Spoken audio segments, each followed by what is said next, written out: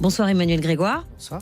Le PS avait menacé de déposer une motion de censure dès ce soir s'il n'était pas satisfait par le discours de Sébastien Lecornu. C'est terminé. Vous ne déposerez pas de censure ? Non, alors mais c'est pas terminé, c'est le début, c'est le commencement. Il faut prendre les étapes les unes après les autres. Nous avions une revendication centrale, c'est pas la seule, je reviendrai sur les autres, mais nous avions une revendication centrale qui était celle très majoritairement portée par les Françaises et Français, la suspension totale de la réforme des retraites. C'est ce soir une grande victoire pour le moment, le mouvement social dont les socialistes ont eu la responsabilité de l'imposer au gouvernement. Nous en sommes satisfaits, mais l'essentiel va commencer maintenant, c'est-à-dire continuer ce rapport de force que je qualifie de constructif, parce qu'il faut être raisonnable, mais nous allons continuer à travailler pour améliorer les choses et faire en sorte que ce très mauvais budget qui a été présenté n'aille pas dans sa forme initiale jusqu'au bout. Je le disais, il y a une motion de censure qui a été déposée quand même par LFI et qui sera examinée jeudi matin. Est-ce que vous êtes sûr qu'aucun député socialiste ne la votera, puisque LFI la votera, les écologistes la voteront? Écoutez, d'abord, nous prenons des décisions en groupe, nous discutons très librement de tout cela, avec la situation est difficile, y compris pour nous, dans le choix personnel que nous exprimons et dans la décision, mais je pense que la quasi-intégralité des députés du groupe respecteront cette position. On ne peut pas bouder notre plaisir, notre satisfaction ce soir, c'est quand même une revendication centrale, peut-être aussi très symbolique, mais ça compte aussi les symboles. Et donc, nous avions pris des engagements de ne pas censurer si un certain nombre de conditions étaient respectées. Elles le sont à ce stade, et donc nous ne censurerons pas. Ça va coûter quand même 400 millions dès l'année prochaine et 1,8 milliard l'an prochain. On a les moyens de suspendre la réforme ? Oui, on a les moyens, parce que c'est une question de dépenses et de recettes. D'abord, il faut compenser, a demandé Sébastien Lecornu. On dit ok, on suspend, mais il faut compenser. Ça tombe très bien. Alors lui, il a dit qu'il fallait compenser en dépenses. Nous, on va lui proposer de compenser en recettes. On a quelques donc idées à lui augmenter proposer. D'autres impôts, en fait. Oui, mais il n'y a pas de problème. Il y a des gens qui peuvent supporter cet effort fiscal. Ils se sont considérablement enrichis ces dernières années et ils peuvent participer. Ils y participent déjà. Oui, et d'ailleurs, il y a 6,5 milliards d'impôts supplémentaires sur les plus riches dans ce budget. Oui. La deuxième chose, c'est que nous avons obtenu une deuxième chose, c'est que l'effort budgétaire demandé dans le cadre du budget est moins important que ce qui était initialement prévu par Bayrou. L'effort est porté à 4,7% de déficit. Nous pensons qu'il y a encore une marge de manœuvre, puisque dans nos entretiens avec le Premier ministre, il a été question de 5%. Et il l'a dit d'ailleurs. On veut le faire, exactement. On veut le faire donc à la fois en limitant les efforts de dépenses sur quelques horreurs qui sont inscrites dans le budget. Je parle de l'année blanche pour les prestations sociales et les pensions. Je parle du gel. D'argent, cette horreur. Bien sûr, c'est pourquoi ça rapporte beaucoup d'argent. C'est ce que disait Coluche, parce que ça tape tout le monde, parce que ça va mettre à contribution les plus modestes. Donc évidemment, c'est ce qui rapporte le plus. Quand vous prenez un peu à énormément de gens, ça rapporte beaucoup. Il y a aussi la question évidemment du gel du barème de l'impôt sur le revenu et sur le sujet des retraites qui va faire rentrer dans les impôts des gens qui n'en payaient pas. Donc c'est des choses sur lesquelles on va se battre. Et comme on est des gens responsables, nous allons le porter avec des propositions de recettes complémentaires. Pourquoi nous voulons le faire? Et les recettes, nous sommes soucieux. Uniquement des recettes, ce seront uniquement des recettes supplémentaires, c'est-à-dire que des impôts. Non, mais par ailleurs, il y a des baisses d'impôts économiques dont je ne comprends pas l'accélération. La baisse de la CVAE, c'est pour les petites entreprises. Voilà. C'est pas inintéressant, mais est-ce qu'on est obligé d'avoir un tel rythme d'anticipation, y compris qui mettra en difficulté, c'est l'avantage de l'État, ça mettra d'abord en difficulté les collectivités territoriales. L'État a voulu montrer qu'il tapait sur les grosses entreprises et qu'il aidait les petites entreprises. Oui, il le fait avec l'argent des collectivités territoriales. Excusez-moi, c'est une décision un peu facile que parfois l'État prend. Deuxième chose, on est très soucieux des finances publiques. D'ailleurs, les socialistes ont toujours mieux géré les finances de la nation que la droite, je le rappelle, et c'est rappelé régulièrement par les observateurs et analystes financiers.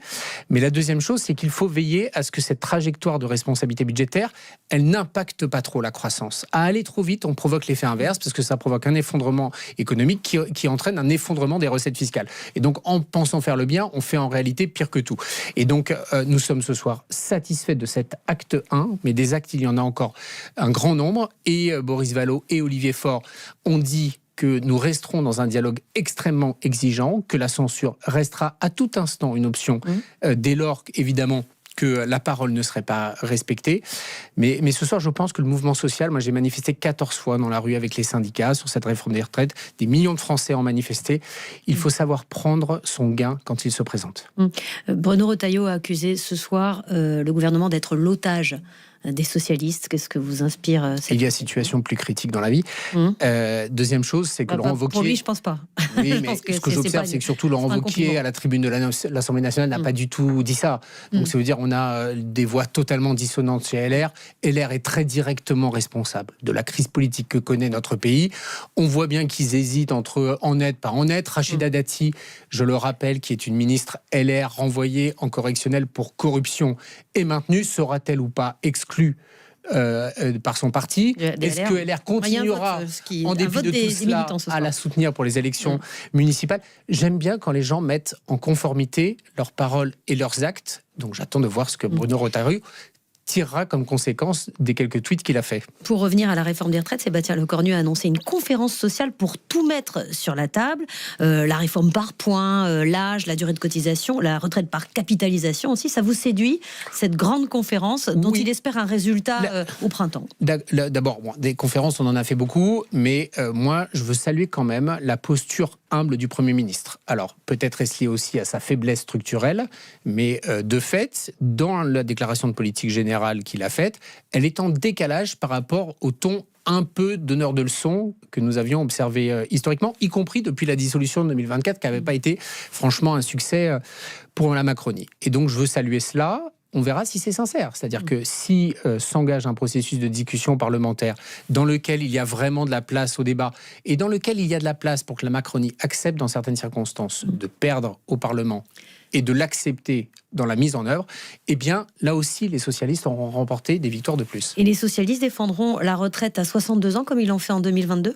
Alors ça, c'est un débat intéressant. D'ailleurs, vous avez observé qu'il s'agit d'une suspension et d'une abrogation. Et donc, il y aura un débat national à l'occasion des élections de 2027. C'est intéressant de savoir si vous voulez revenir en arrière ou si vous considérez comme acquis cet allongement. On tient pour acquis la réforme Touraine. Ça, c'est l'allongement de la durée de cotisation. Mais on sait très bien, qu'il y a un débat. On sait très bien aussi que tous les socialistes n'ont pas le même avis sur le sujet.